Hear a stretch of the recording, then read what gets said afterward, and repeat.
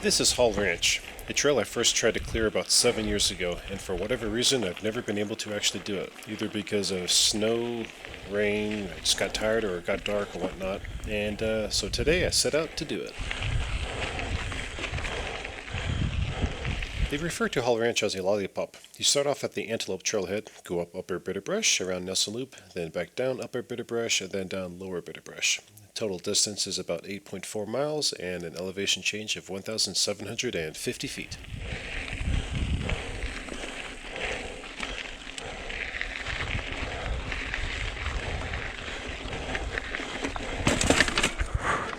What's that? Seriously? What are the odds, man?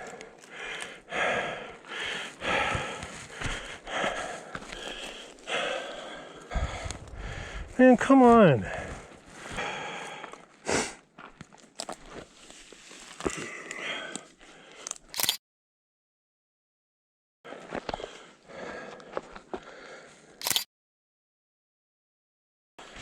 This fucking irritates me. Why is that thing breaking?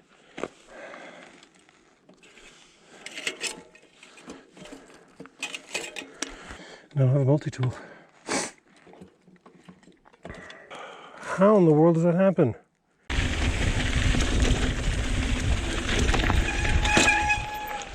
That was something probably my derailleur. This is crap. I'm not happy. I don't have a multi-tool. Well, I can baby it down. Honestly, that is the fastest way down, but where does it go? It's a good idea to know the access roads. Here I am in this trail, and that fire road takes you all the way down to the highway, which is good, except it's about a 2 to 3 mile push back to my car through town. I don't know where it goes. It's like such a fun trail. So the most frustrating thing was trying to balance this derailleur somewhere on my bike where it wouldn't fall over and get caught on my spokes and make me crash.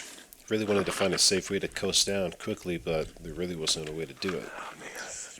So somewhere along this ride, it occurred to me that if I had a couple of zip ties or something to tie it down on my frame, then I could have safely done that.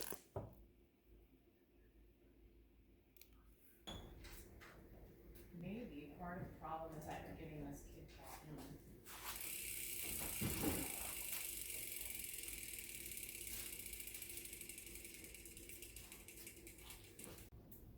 There's also plenty of places on your bike that use zip ties, so if they were to break, it'd be nice to be able to put it back together on the trail and keep going.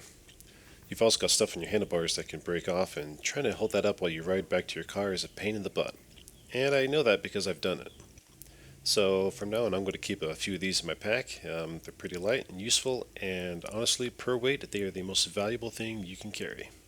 Man, I never needed a multi-tool this badly.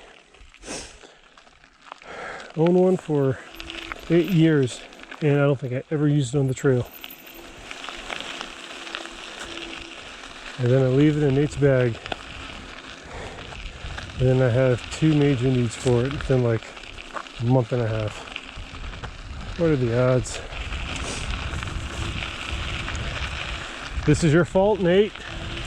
So I had left my multi-tool in Nate's bag one day, and he claimed for weeks that it wasn't in there and he didn't have it, and so I figured I was probably getting old and dumb and probably just remembering things wrong, and so I decided I would just buy another multi-tool. So I got this Blackburn because it has a bunch of stuff that I think I could use, including a Master Link removal tool.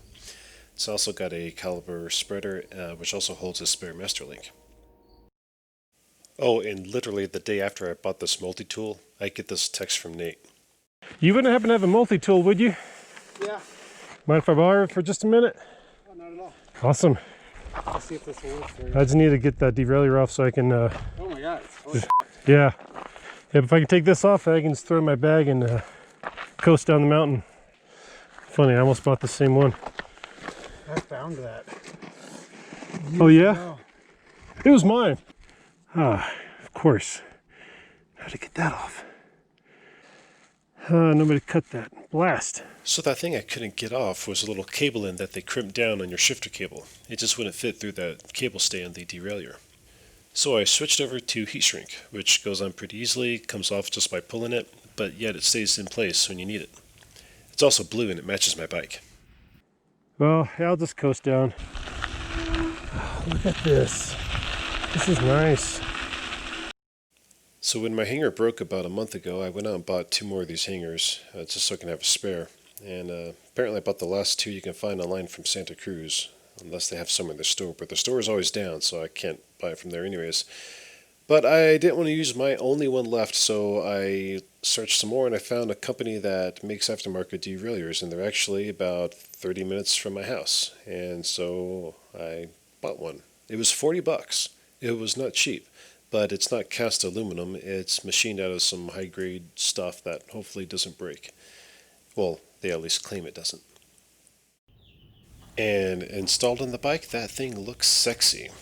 Once I hit the trails again, I'm going to feel like a woman walking into church wearing brand new high heels. Oh, and while I'm talking about things I want to keep in my bag, I sell plasma. That's how I pay for all my bike parts. One day I donated plasma, then I went for a ride, and because they take about a day's worth of protein and dehydrate you pretty good, I almost passed out. So I decided to keep some of these little honey stinger things in my bag, and occasionally I take them when I'm at the top of the mountain, when I'm dead tired. And they work pretty good. Well, they're full of honey and sugar, so of course they're going to work good. Tastes like honey with really bad sweetener in it. Made in Steamboat Springs, Colorado. A few weeks later, I made it back out there, but this time I took a guide, and I actually finished it. And I gotta say, after 7 years of trying, it actually feels pretty darn good. Should we let that guy go first?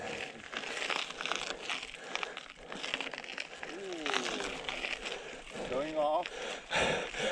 Sometimes it takes more energy to stop and start again.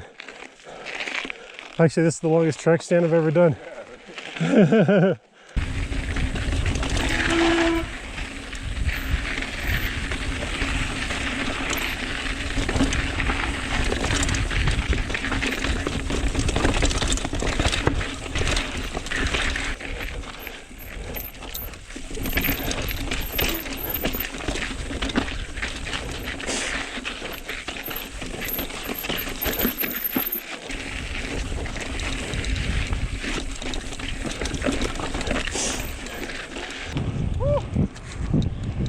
Now you said, you just said that you have done the whole route. I did it, sir! I did it! High five! Boink! All set. All right.